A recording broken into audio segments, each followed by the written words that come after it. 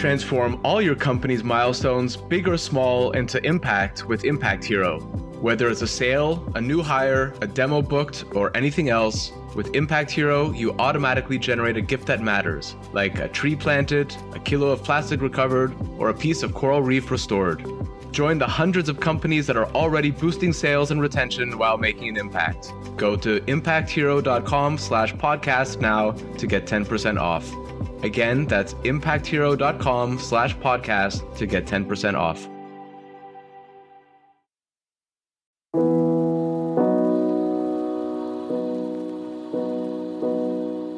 Welcome to another ClimateTech podcast, interviews with the people trying to save us from ourselves. In this episode, I spoke with Martin Stuchtey, founder and CEO of the Landbanking Group, which aims to support the regeneration of nature and biodiversity through an asset class they call nature equity. We talked about this and also his own life and career, which has ranged from soldier in the German Army's Alpine Group to management consultant and now founder. I'm Ryan Grant Little. Thanks for being here. Martin, welcome to the podcast. Ryan, good morning. You founded the Landbanking Group just under 2 years ago, and you describe it as a company with the ambition to change the way we use land and reward nature. Can you talk about what that means concretely? If you think about it, the mother or the father in this case of all market failures is the way we deal with land. In the end, our social well-being, our ecological well-being is the sum of all the individual land use choices that we make every day, every morning, hectare by hectare, everywhere on the planet. It's done by many, many people who sort of seek for a good livelihood. And currently, those land use decisions are always skewed towards extractive use. It's the only way to make a living. And that is at a moment where we know that land is where we get healthy food from, where we get energy from, where we get water retention from, where we get carbon storage from, where we get biodiversity from, where we get temperature regulation from. All of that comes from the land. And currently, we don't take decisions that actually add up to the social well-being that we as a society are looking for. It hasn't been like that all the time. If you actually go back in history, which is quite an interesting journey, there was a moment, the very beginning of economics, where land was the only legitimate production factor. The so-called physiocrats, François Quesnay, he made this point. He said that it's the only source of wealth, labor, capital, in fact, are less important. They are sterile if it wasn't for the potency and the fertility of land. And we've lost that completely. Then we went into a completely different school of thought. That was the classicals, the neoclassicals, and they always looked at the marginal pricing, where the value of something was equal to the price and the price was equal to the marginal utility. And the marginal utility of land, particularly if you can expand it, because there's always a new frontier, actually was seen very little. And so we ended up in a mindset that land is worth nothing if it wasn't for human ingenuity and for capital and labor. But now we are finding out that, in fact, these production factors are sterile. They're worth nothing if there wasn't fertile land. And it took us to grow to 8 billion, and it took us to get into a 1.5 degree world to find out that there is intrinsic value that comes with thriving nature and the land on which that sits. So, and Landbanking Group, long story short, is the attempt to reward better land use decisions for everyone worldwide. In that answer, you used two words, price and value, which these days are probably far too often interchanged. And you've said once before that in reference to nature, that everything must have a value, not everything must have a price. And I like the way that sounds, and intuitively that feels right. But I wonder if you could talk a little bit about what you meant by that. Nature has value, and we all feel it, we all know it. That's where we like to spend time. 85% of us have nature as a screensaver. So there must be a reason for that. It seems to be part of our fiction of wealth, of our fiction of value. but it doesn't have a price. So the landscape that you look at on your screensaver, in fact, is not creating any GDP. It's anything between neutral and negative. Even if a dump site would be GDP positive versus the use as a current landscape. And in a way, if you're thinking about it, there is such a massive divergence between our intuitive sense of value and our economic sense of value, which is reflective of a world where we always knew nature or beauty was there anyway. But now we are finding out that nature is in fact depreciating, to use the word of Martin Stuchtey, and we are not reinvesting into it. And so that means that we have to change that. One way of changing that is just to recognize the value and to protect it for its spiritual value, for its cultural value. And another part of that actually is to reward it. And for that, we need to give it a price. So the first step is to give it value.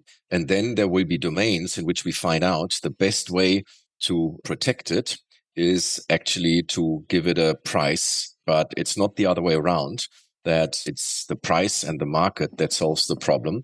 The first step is for us to discover that it is of value.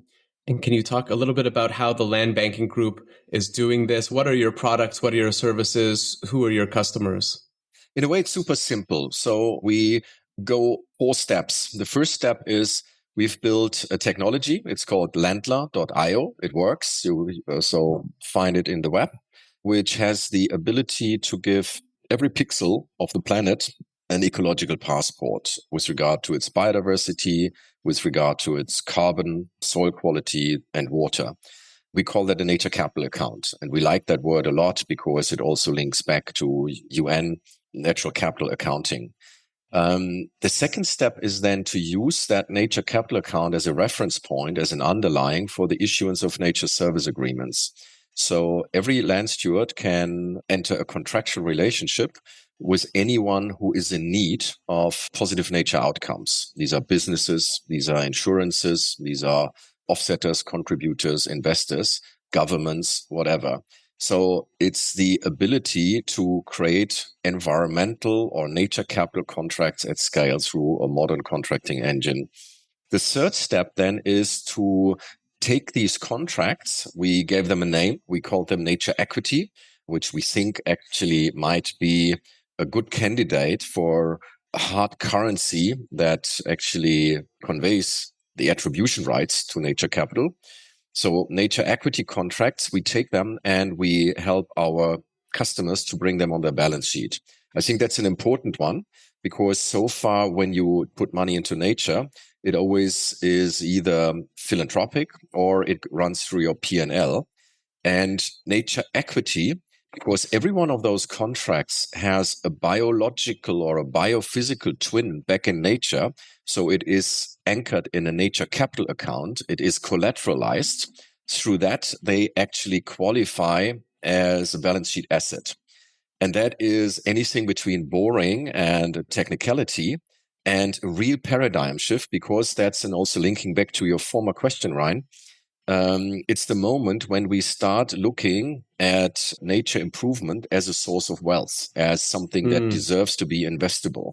And it's the moment where we've created a new currency that has value to you because it shows that your value chain is safe, which shows that you are insurable, which shows that you are contributing, which shows that you are storing value. And all of this you can only do if you have a trusted contract. And nature equity is a way to bring together nature tech and fintech to create a very high quality of trusted contract. So that's what land banking does. Interesting. Okay, so I think I understand the mechanics of it. Can you give an example of one of the projects or, a location and a customer and how they work together? Currently, most of our work is within setters. So these are companies that feel that they actually are increasingly exposed to nature risk, to the default of ecological systems. And they want to protect themselves from that nature risk. So because nature risk was theoretical in the past, it's real now. No oranges from the Mediterranean, no hop for your beer. no home insurances in California anymore for wildfire risk. No coffee and chocolate. Those are my no biggest coffee concerns. and chocolate, no coffee Arabica anytime soon, which sort of is a particular blow to most of us. So this is real now. So welcome to a 1.5 and soon 2 degrees world.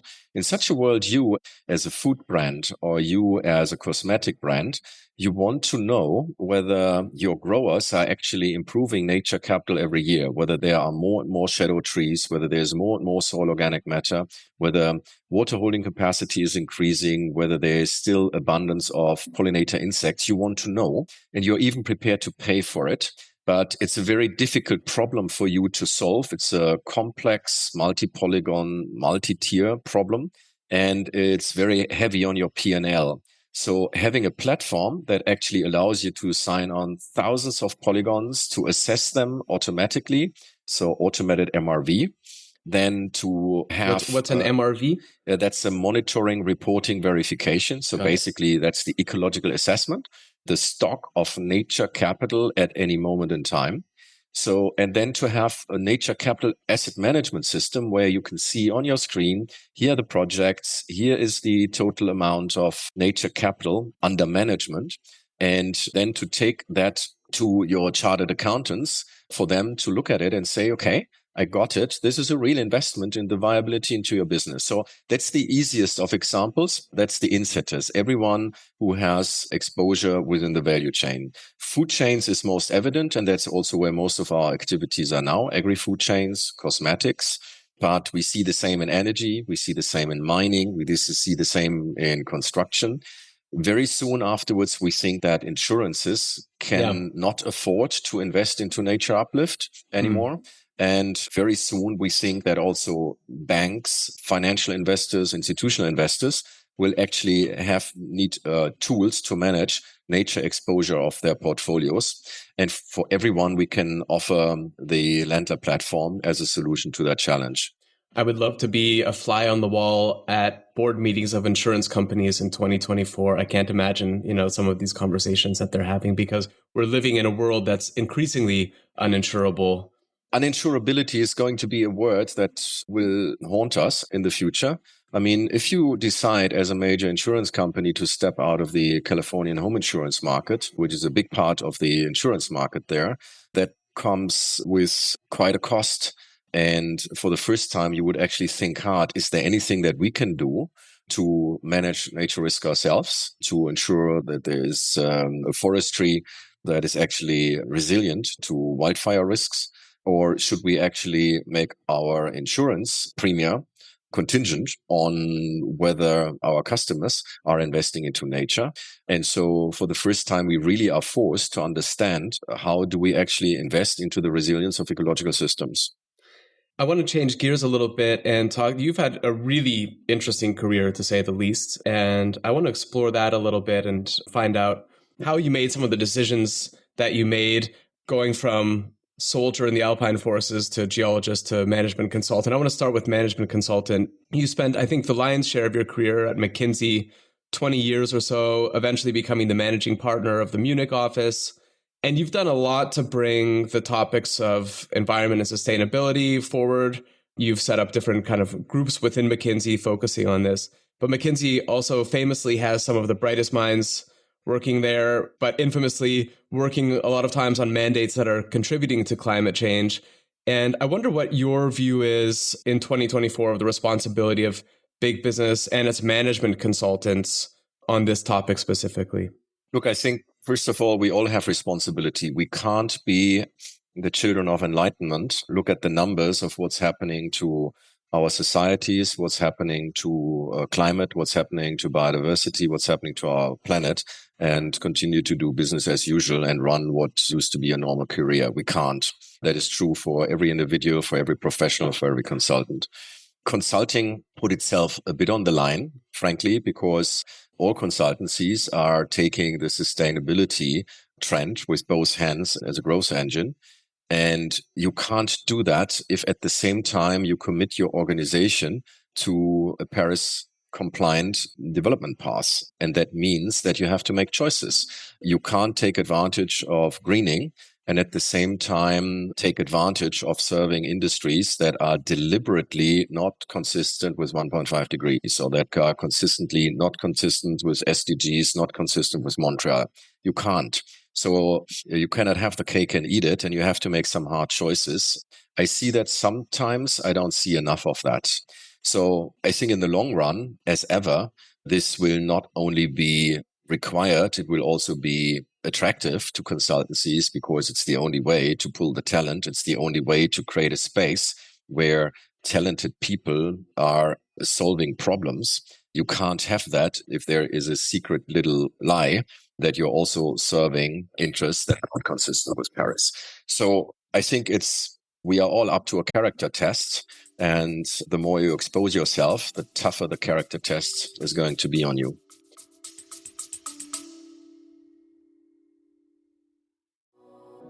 I work with a lot of companies who plan to open up shop in or expand across Europe.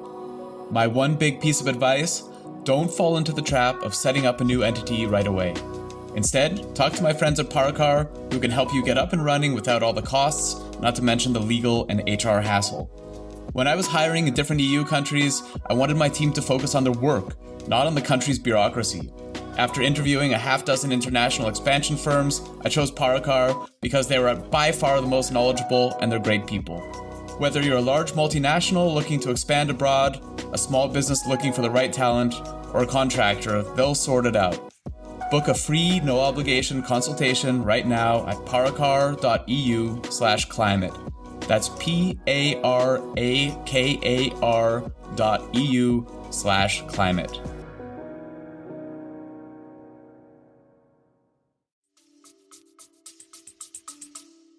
You talked about Paris and Montreal, you mentioned there as well. You were at COP28 in November and the Biodiversity COP15 in Montreal in 2022. And my impression is that you're a regular at these events. And I'm curious about what your impressions are at these events, how they've developed kind of over the years. Are they going in the right direction? I know that at COP28, they had 3 times as many food lobbyists as the year before, which is concerning for me as someone working primarily in alternative proteins. I wonder if you could just kind of talk about what the feel is and how that's changing for better or worse over the years. I think you're barking up the right tree here. These things are ambiguous at best. It's very easy to be super cynical about it, how the wrong people turn up, how we are embedding ourselves in false certainties, how we are indulging in this sense of community, how we are not recognizing that we as a community may also turn into part of the problem, because we also have developed a bit of a business as usual in the way we are trying to drive the climate agenda. So all of that is true. However, I happen to think that the alternative is much worse, particularly now with the near complete breakdown of multilateralism, with the return of geopolitical agendas, with war. It's important that people talk. And isn't it cool that the COPs are now almost outcompeting the World Economic Forums in terms of attendance and vibrancy? I mean, at least you have people discussing the right stuff and being driven by the right question. And in the end, we have to recognize that progress requires everyone to come on board. And for example, fossil interests, whilst we might not like it, they need to be part of the conversation. And COP28, I think in hindsight, we will say, despite all the despite some of the hypocrisy and despite some of the vested interests, in the end, it was good to have all of them at the table and to have also a leadership that is able to talk to all parties. So on balance, it's good we have these things. We need to be super, super critical with ourselves, not with the others, that we have to do as well, but we also need to be super critical as a climate community, not to be lenient with ourselves. And I see a bit of that. We also have to shake ourselves up, be bold, be naughty, be innovating, but also be surprising. We have to break the patterns, and we are also part of a polarization game. And we need to be the ones to find new ways to find openings, and we don't do enough of that. Yeah, it's interesting. The way I look at this is we're so used to seeing change come through kind of incrementalism and then, some occasional big breakthroughs. And that has worked for decades and centuries, but we haven't been so much on the clock, right? We haven't had a force that doesn't kind of care what our timelines are working against us, which is basically what the rising temperatures is right now. And so I wonder, do we need to focus on the moonshots and the big breakthroughs rather than kind of the incremental change that I feel like has been part of our movement for a long time? But we have to make sure that we are not getting the victims of this dynamic. We live in a world where there is so much polarization and hate speak. And secondly, we live in a world where we are running out of time on climate. And that does something to us as a community. So we are getting as tense as everyone else. Mm-hmm. We will be winning if people look at us as the ones who can still listen, who can still empathize, who can still come up with an unusual idea, who are surprising with their generosity and understanding. So we need to be the opposite of what's currently happening to us. We've lost much of the support that we so urgently need at this point. And we need to ask ourselves how that happened. The reason is not just the others. There's so much bitterness in the way people look at the climate agenda now. It's so easy for others to weaponize it. We have to question our ways. Absolutely. Yeah, I totally agree with that. So when you're traveling around to these big conferences, you've got a startup. But in addition to all of this, you're an alchemist. And I'm interested to hear more about that one. An organic farmer, an alpinist, a father of 6. If I were to put this in one question, how? Probably because I'm mediocre in everything I do. That gives me a lot of capacity to do many things. I don't know. When I was born, luckily, ADHS wasn't invented. It was not an available condition. So I just try to do many things and see many things.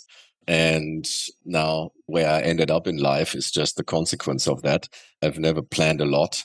The one thing that I guess I did with consistency is, apart from my marriage, is I spent quite a bit of time at McKinsey, which served me well because first of all, it was good years. Yeah, I was very critical with my profession a moment ago.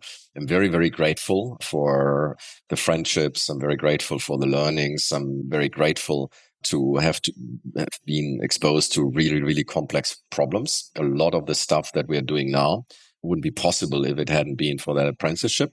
But most of all, that worked quite well because there's a new idea, a new problem to solve every day. And that made it very entertaining all along.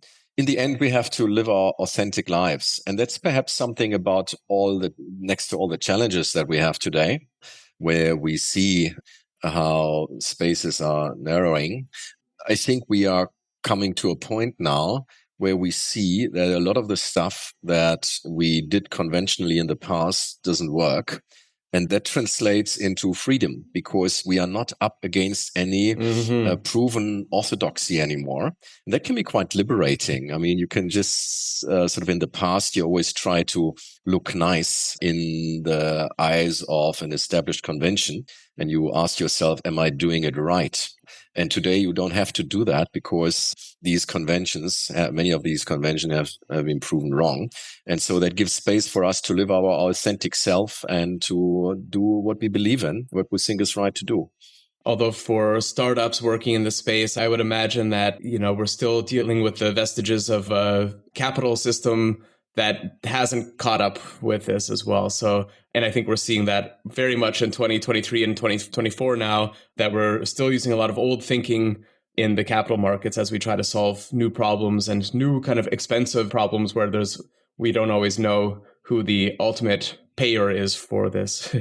And that's why we so firmly believe that the only hack that we can play to the system is to reintroduce the notion of value for nature, for social goods.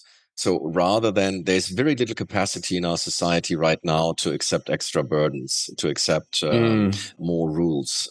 I think even if it feels like the first best solution, like the Pareto efficient outcome, I think what we really need to do, we need to have a revolution of what we consider to be of value. And once we see that nature is of value, by the way, we've seen these things before, A Picasso is worth $20 when it just comes to the canvas, and we've decided it's worth 20 million. A car, sort of a brand, an idea, a club ride, all of these things that are worth nothing or everything, depending on how we look at it. And sort of if we create a positive fiction of wealth around the things that really matter, biodiversity, pristine landscapes, watersheds, clean air, temperature regulation, if we create a fiction of wealth around these things, then all of a sudden capitalism can turn back to what it should be, a useful engine to help us organize our economies. But first, we need to change our fiction of wealth, prosperity 2.0. And I think it's the only way, the only answer that I can still think of after having tried so much, actually to work on our fiction of wealth. Indeed. Yeah. The idea of, I was a baseball card collector as a child, so I know I internalized that early. And hopefully these days we can find a way to value nature more highly than non-fungible tokens of bored monkeys. Your career is as varied as your life is rich today. And so I just want to name a few of the careers that you've had. You were a soldier in the German Army's Alpine forces, a geologist, a farmer, a management consultant, an investor, and now a founder. And so that's not a straight line. I know a bit about this as well if I look at my career. And I've heard you ask in the 21st century, what is a career? What is prosperity? And what is a good life? And as my last question to you, I'd love to hear your answer to that. I think the only currency that counts in the world is your children to talk about you saying that you are cool. That's the only thing that matters. And they don't think I'm cool all the time, by the way. There's also, you haven't talked about the other side of me. But overall, it's a good measure of whether we do the right stuff, to see how your children look at you and how they want to spend time with you, and how you have fun stuff to do together. And sort of we are quite blessed with having children who sort of like to live this kind of life and find it liberating to depart from a conventional idea of a career, but just live our true self.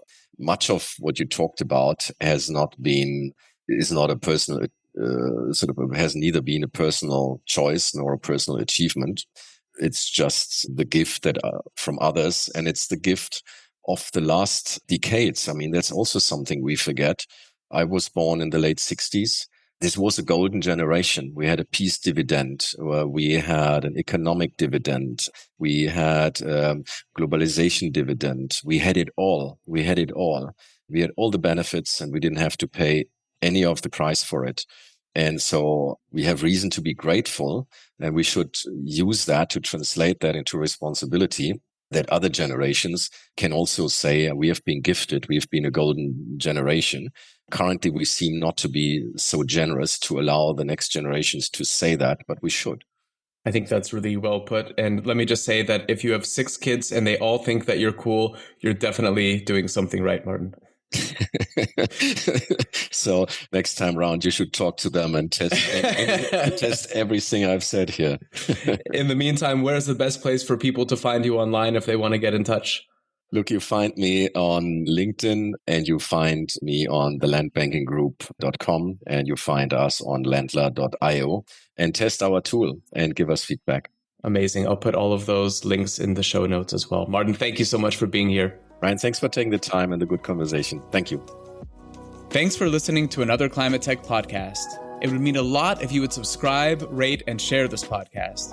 Get in touch anytime with tips and guest recommendations at hello@climatetechpod.com. Find me, Ryan Grant Little, on LinkedIn. I'll be back with another episode next week. Bye for now.